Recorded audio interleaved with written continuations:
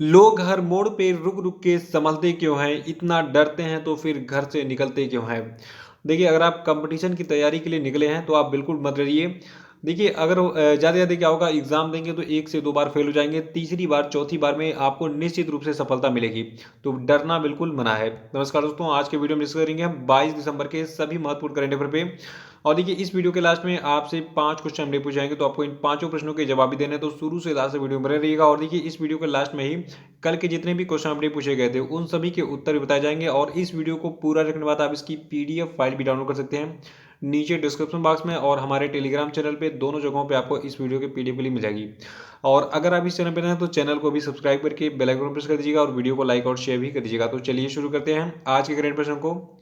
देखिए, आज के करंट अफेयर का पहला प्रश्न है कि हाल ही में किस राज्य सरकार ने ग्रामीण क्षेत्रों में संपत्ति और भूमि संबंधी विवादों को रोकने के लिए वरासत यानी कि प्राकृतिक उत्तराधिकार की शुरुआत की है? तो देखिए, इस वरासत यानी कि प्राकृतिक उत्तराधिकार को शुरू किया है उत्तर प्रदेश की सरकार ने। देखिए, जो आपका ये वरासत अभियान है, इस अभियान के तहत ग्रामीणों को अपनी वरासत के पंजीकरण के लिए ऑनलाइन और ऑफलाइन दोनों सुविधाएं मिलेंगी। देखिए, वरासत का मतलब हो गया, अगर आपके पिताजी के पास कोई मकान था, उनकी डेथ हो गई है, तो ये मकान ऑटोमेटिक आपके नाम से हो जाएगा क्योंकि आप उनके पुत्र हैं, और विरासत में आपको जो है ये सारी चीज़ें मिल जाएंगी। देखिए, गांव के जितने भी लोग हैं जिनके पास ज़मीनें हैं लेकिन वो कहीं और रहते हैं, उनके लिए तहसील स्तर पर जो है एक विशेष काउंटर खोला जाएगा जहां वे इसके लिए आवेदन कर सकेंगे कि भैया हमारे पिताजी का जो संपत्ति था वो हमारे नाम कर दिया जाए। तो ऐसा करने के लिए ये अभियान चला जा रहा है। और इस वरासत योजना से लाभ क्या मिलेगा? देखिए, 2 महीने तक चलेगा ये अभियान, और ये 15 फरवरी 2020 तक जारी रहेगा। ये अभियान स्टार्ट हो चुका है। और देखिए, जो आपका ये वरासत योजना है, इस योजना के अंतर्गत जितने भी ग्रामीण लोग होंगे उनको उनकी जमीन जायदाद के लिए उचित कागजात मिलेंगे, और इस कागजात की मदद से ये अपनी प्रॉपर्टी दिखाकर वो लोन भी ले सकेंगे बैंकों से, और इससे अपना कारोबार शुरू कर सकेंगे। देखिए, इस वरासत योजना का सबसे बड़ा लाभ ये होगा कि परिवारों और रिश्तेदारों के बीच विवाद और दुश्मनी को कम किया जा सकेगा। देखिए, जमीन को लेकर विवाद पूरी दुनिया में है। इंडिया और चाइना के बीच में जमीन को लेकर विवाद है। इंडिया और पाकिस्तान को लेकर जो है, मतलब दोनों के बीच में जमीन का ही विवाद है कि भैया ये हमारी है, वो कहता है हमारी है। तो देखिए, जमीन को लेकर दुनिया में देशों देशों के बीच में, भाई भाई के बीच में, परिवारों परिवारों के बीच में, पटदारों पटदारों के बीच में विवाद है। तो जमीन ऐसी चीज़ है, पूरी दुनिया में इसने तबाही मचाई हुई है। इसीलिए ये वरासत योजना यूपी में काफ़ी अच्छी तरीके से काम करेगी। तो इससे जो है परिवारों रिश्तेदारों के भीतर विवाद और दुश्मनी को कम किया जा सकेगा। देखिए, ग्रामीणों को मुकदमा का सामना करने से भी छुटकारा मिलेगा। देखिए, होता क्या है, छोटी सी जमीन है और उसी पे क्या करते हैं लोग, मुकदमा कर देते हैं हमारा है, ये दूसरा पक्ष कहता है हमारा है। और कोर्ट कचहरी के चक्कर में पूरी दुनिया, मतलब पूरी ज़िंदगी भर ये कोर्ट कचहरी के चक्कर में लगे रहते हैं, और इनकी पूरी ज़िंदगी इसी में निकल जाती है कोर्ट का चक्कर काटते काटते। उनकी अगली पीढ़ी भी जो है, मतलब तारीख पे तारीख, तारीख पर तारीख, लेकिन मिलाड उनको जो है क्या नाम है, इंसाफ नहीं मिल पाता है। तो इससे इनको छुटकारा मिलेगा इस वरासत योजना से। और ऐसी भूमि से संबंधित सभी जानकारी को राजस्व बोर्ड की वेबसाइट पर अपलोड किया जाएगा, जिसके आधार पर योजना की प्रगति की समीक्षा की जाए। यानी कि जो आपका राजस्व बोर्ड होगा, वो जो अपनी वेबसाइट पर बता देगा कि भैया हमने इनका इनका निपटारा किया है और ये ज़मीन अब इनकी है, पेपर वगैरह इनको इशू कर दिए गए हैं। तो ये आपकी है उत्तर प्रदेश की वरासत योजना, जो कि काफ़ी जो है काबिले तारीफ है। और देखिए, आपको एक इन्फॉर्मेशन दे दूँ, देखिए जो आपका ईयरली करंट अफेयर का पीडीएफ है, ये तैयार हो चुका है। ये केवल और केवल अभी आपको 1 तारीख तक 100 रुपये मिल जाएगा, 1 जनवरी तक इस पर ऑफर चल रहा है। और देखिए, जितने लोगों का एनटीपीसी ग्रुप डी रेलवे का एग्जाम लगा हुआ है, या फिर पीसीएस का एग्जाम लगा हुआ है, फिर कोई भी एग्जाम लगा हुआ है, यूपीएससी, एनडीए, सीडीएस, वो इस पीडीएफ को जरूर पढ़ लें, क्योंकि अभी जितने भी एग्जामिनेशन हुए हैं जेल वार्डन वगैरह के, सारे एग्जाम में यहाँ से 100% क्वेश्चन मिल जा रहे हैं। तो इसमें कुल आपको जो है 3500 करेंट पर मिल जाएंगे, 1 जनवरी से लगाए 15 दिसंबर 2020 तक के। ठीक है, तो ये पीडीएफ कंप्लीट पीडीएफ है, इसमें सारे क्वेश्चन आपको मिल जाएंगे। और ऐसी ई बुक तो आपको पूरे मार्केट में नहीं मिलने वाली है, क्योंकि 3500 क्वेश्चन का किताब छापने में लोगों की हालत ख़राब हो जाएगी। बस वही है कि चूरन खिला रहे हैं और आप लोग किताब खरीद रहे हैं, उसमें से कुछ लाभ नहीं मिल रहा है। तो इसको खरीद के, मतलब इसको परचेज करके तुरंत पढ़ डालिए। इसकी लिंक आपको नीचे डिस्क्रिप्शन बॉक्स में मिल जाएगी। दूसरा प्रश्न कि हाल ही में किस देश की स्ट्रीट फूड हॉकर कल्चर को यूनेस्को द्वारा अपनी प्रतिष्ठित मानवता की अमूर्त सांस्कृतिक विरासत की प्रतिनिधि सूची में शामिल किया गया? तो देखिए, ये देश आपका सिंगापुर है। और ये आपका स्ट्रीट फूड हॉकर कल्चर क्या है? देखिए, जो आपका ये हॉकर कल्चर यानी कि हाकर संस्कृति है, ये एक बहु सांस्कृतिक शहरी वातावरण में स्ट्रीट फूड और भोजन के तरीकों की एक लोकप्रिय सिंगापुर शैली है। देखिए हॉकर केंद्र जो आपके होते हैं वहाँ पर प्राकृतिक रूप से खुले परिसर में चीनी, मलय, भारतीय जैसे विभिन्न संस्कृतियों के लिए भोजन बेचे जाते हैं। और सिंगापुर जो है देखिए सिंगापुर के जो हाकर्स होते हैं ये विभिन्न प्रकार के व्यंजनों में महारत हासिल करने के लिए जाने जाते हैं जिन्हें कम्युनिटी डाइनिंग रूम्स में परोसते हैं ये। और यहाँ सभी क्षेत्रों के लोग इकट्ठा होते हैं और अपने अनूठे अनुभव को साझा करते हैं। यानी कि यहाँ वो इंडियन फूड भी मिलेगा और विदेशी फूड भी मिलेगा और सिंगापुर के जो लोकल फूड्स हैं वो भी मिलेंगे। तो याद रखिएगा कि सिंगापुर में जो आपका स्ट्रीट फूड हाकर कल्चर था इसको अभी हाल ही में जो आपका यूनेस्को था इसने मानवता की अमूर्त सांस्कृतिक विरासत के प्रतिनिधि सूची में शामिल किया है। और यूनेस्को के बारे में जान लेते हैं। देखिए यूनेस्को का पूरा नाम है United Nations Educational Scientific and Cultural Organization. UNESCO का मुख्यालय फ्रांस के पेरिस में है। और यूनेस्को जो है इसकी प्रमुख है वर्तमान में आंड्रे अजोले और यूनेस्को की स्थापना 16 नवंबर 1945 को हुई थी। तीसरा प्रश्न है कि हाल ही में किस देश की अध्यक्षता में वीडियो कॉन्फ्रेंसिंग के माध्यम से इंडियन ओशियन रिम एसोसिएशन मंत्रिपरिषद की बैठक के 20वें संस्करण का आयोजन किया गया। तो देखिए हाल ही में संयुक्त अरब अमीरात जो है ठीक है तो संयुक्त अरब अमीरात की अध्यक्षता में वीडियो कॉन्फ्रेंसिंग के माध्यम से इंडियन ओशियन रिम एसोसिएशन मंत्रिपरिषद की बैठक के 20वें संस्करण का आयोजन किया गया था। और देखिए जो आपका इंडियन ओशियन रिम एसोसिएशन का ये मंत्री स्तरीय 20वां बैठक था। तो इस 20वें बैठक का विषय था promoting a share destiny and part two prosperity in the Indian ocean. तो थीम याद रखिएगा। और देखिए तीन मैं ऐसे फैक्ट आपको बता रहा हूँ ये तीनों आपको याद रखना ये तीनों एग्जाम में जो है 3 प्रश्न के रूप में पूछे जा सकते हैं। देखिए जो आपका संयुक्त अरब अमीरात यानी कि यूनाइटेड अरब अमीरात है इसने 2019 में इंडियन ओशियन रिम एसोसिएशन के मंत्री स्तरीय बैठक की जो है अध्यक्षता ग्रहण की थी। और 2019 में ये जो है 2019 से 21 की अवधि के लिए जो है इंडियन ओशियन रिम एसोसिएशन का जो है अध्यक्ष बना था। और इस बार क्या हुआ एक नई घटना हुई है। देखिए जो आपका श्रीलंका है इसको 2021 से 23 की अवधि के लिए उपाध्यक्ष बनाया गया है इंडियन ओशियन रिम एसोसिएशन का। और तीसरा फैक्ट क्या है देखिए तीसरा फैक्ट ये है कि 2020 का जो आपका इंडियन ओशियन रिम एसोसिएशन का ये मंत्री स्तरीय बैठक था इसमें जो है फ्रांस जो है ये 23वां मेंबर बना है इंडियन ओशियन रिम एसोसिएशन का। इसको याद रखिएगा।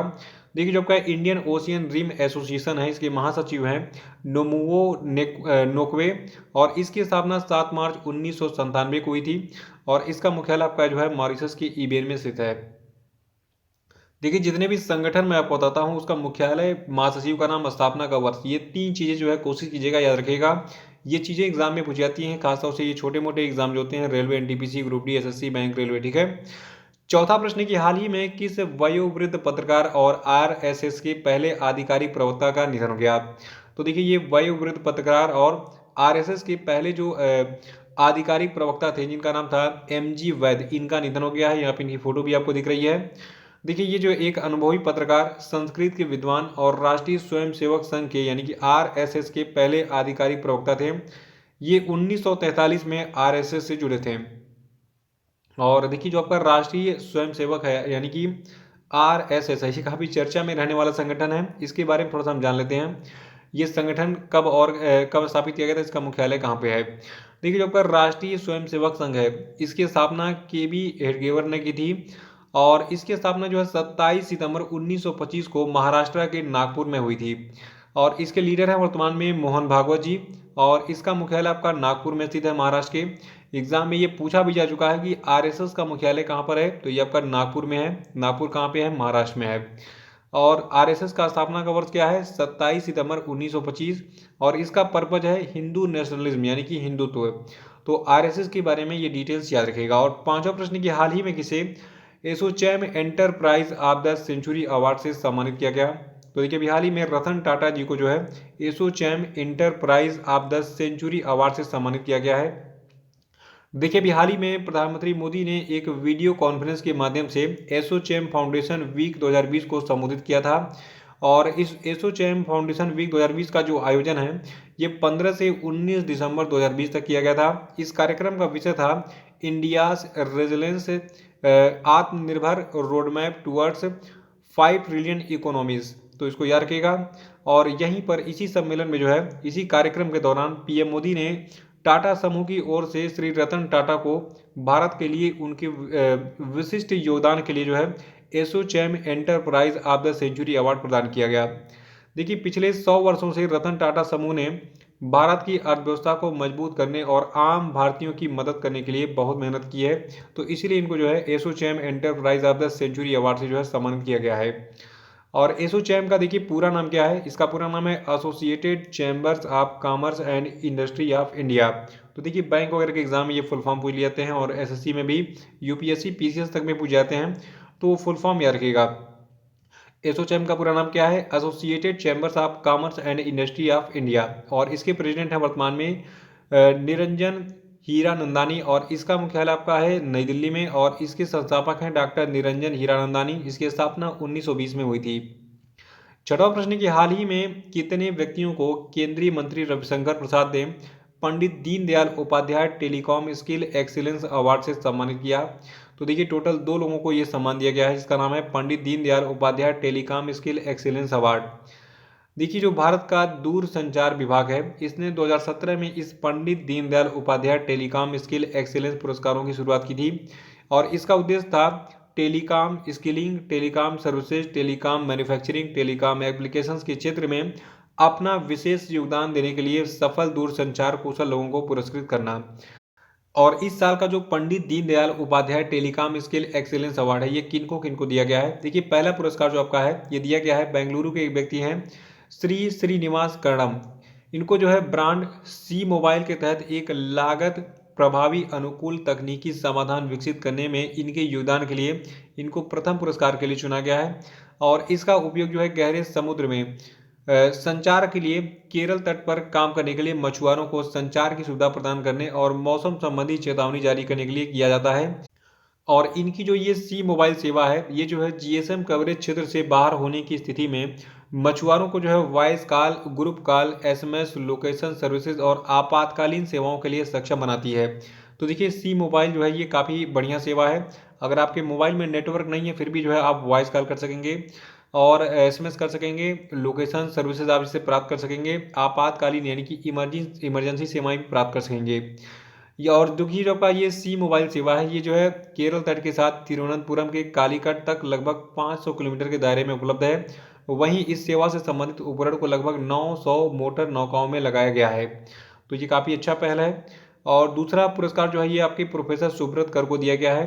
तो नई दिल्ली के रहने वाले आपके प्रोफेसर सुब्रत कर हैं, देखिए इनको द्वितीय पुरस्कार के लिए चुना गया है। और इनका जो चयन है ये ट्रेन पशु टकराव को रोकने के लिए बड़े पैमाने पर सेंसर नेटवर्क और उपकरणों के विकास और इनकी तैनाती के अभिनव समाधान के लिए किया गया है।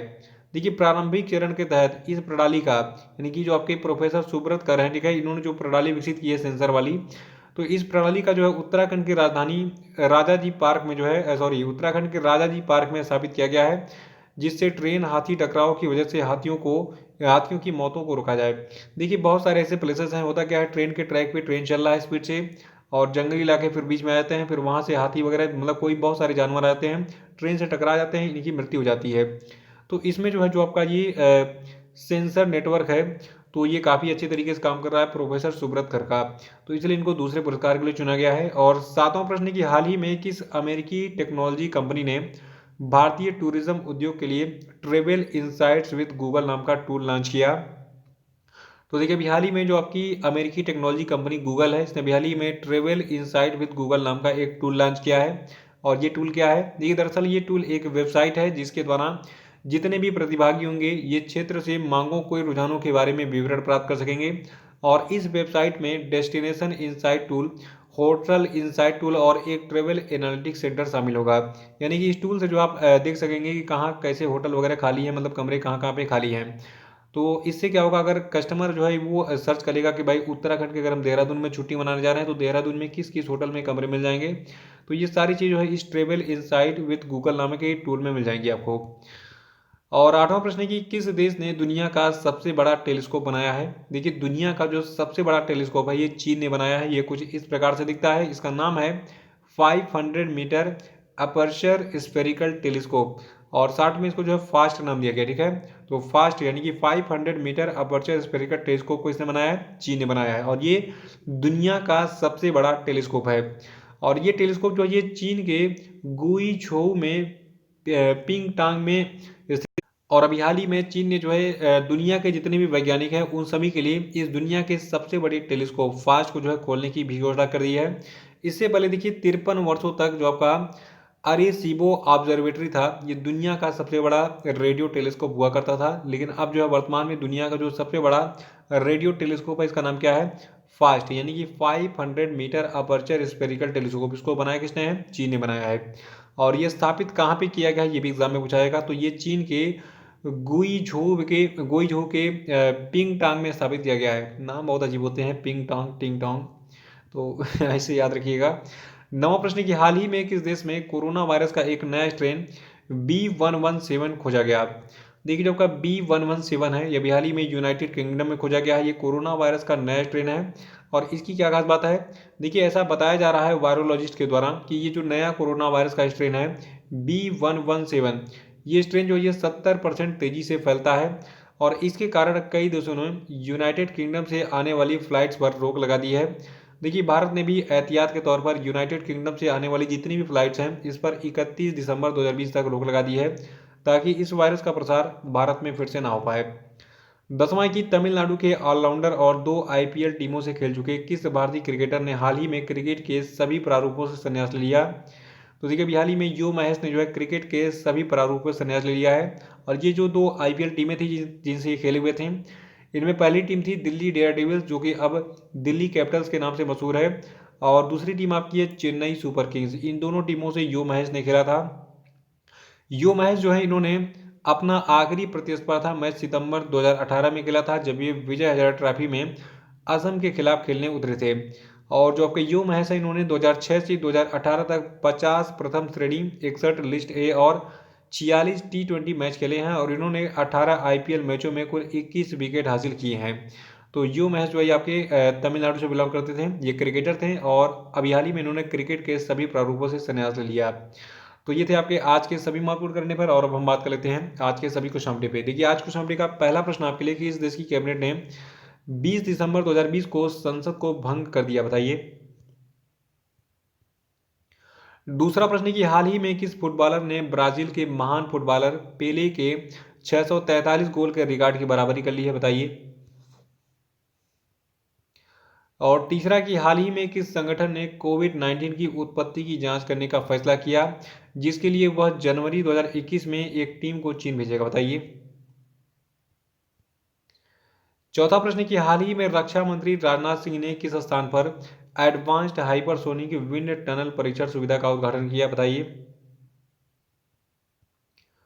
पांचवा प्रश्न की घरेलू रेटिंग एजेंसी ICRA रेटिंग ने फाइनेंशियल ईयर 2021 में भारतीय अर्थव्यवस्था में कितने प्रतिशत की गिरावट आने की उम्मीद जताई है, बताइए। और अब हम बात करते हैं कल के जितने भी क्वेश्चन हमने पूछे थे उनके सही उत्तर। देखिए कल क्वेश्चन हमने का पहला प्रश्न जो था ये था कि किस व्यक्ति को संयुक्त राष्ट्र पर्यावरण कार्यक्रम यानी कि यूनाइटेड नेशंस एनवायरनमेंट प्रोग्राम के young champions of the earth 2020 पुरस्कार का विजेता घोषित किया गया है। तो देखिए ये व्यक्ति आपके हैं विद्युत मोहन, और इनके बारे में डिटेल जानना है तो आप परसों का वीडियो देख के उसको रिवाइज कर डालिएगा। और देखिए दूसरा था कि उत्तर प्रदेश के किस जिले में 5,850 करोड़ रुपए के निवेश से मेगा लेदर पार्क स्थापित किया जाएगा। तो देखिए उत्तर प्रदेश का ये जिला कानपुर है। और तीसरा था कि किस व्यक्ति को global visionary of sustainable business and peace पुरस्कार से सम्मानित किया गया। तो देखिए व्यक्ति आपके हैं रतन टाटा। चौथा प्रश्न था कि गोवा मुक्ति दिवस कब मनाया गया। तो देखिए तिथि आपकी है 19 दिसंबर। और पांचवा था कि हाल ही में RBI ने किस राज्य में स्थित अर्बन कोऑपरेटिव बैंक पर 50 लाख रुपए का जुर्माना लगाया। तो देखिए जो आपका अर्बन कोऑपरेटिव बैंक है ये आपका केरल में स्थित है। तो इसी के साथ आज का करंट अफेयर्स समाप्त होता है। आपको ये वीडियो कैसा लगा कमेंट बॉक्स में जरूर बताइएगा, और इस वीडियो को लिंक को कॉपी कीजिए तुरंत, और इसको अपने व्हाट्सएप स्टेटस पे जरूर लगा लीजिएगा, और वीडियो को लाइक और शेयर करके चैनल को सब्सक्राइब कर लीजिएगा अगर आप नए हैं इस चैनल पे। तो इसी के साथ बहुत बहुत धन्यवाद। Thank you and have a nice day.